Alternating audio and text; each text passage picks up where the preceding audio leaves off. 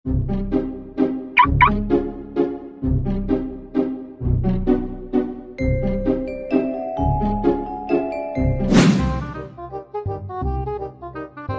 dengan siapa ini? Benung, Pak. Dari partai apa? PSTB, Pak. Apa itu? Partai sendiri tapi bahagia. Baik Pak Benung, silahkan baca surah Al-Baqarah dimulai dari ayat 160. Siap.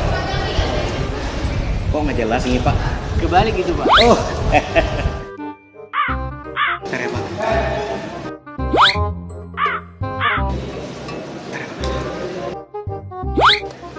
Bapak jarang ngaji ya?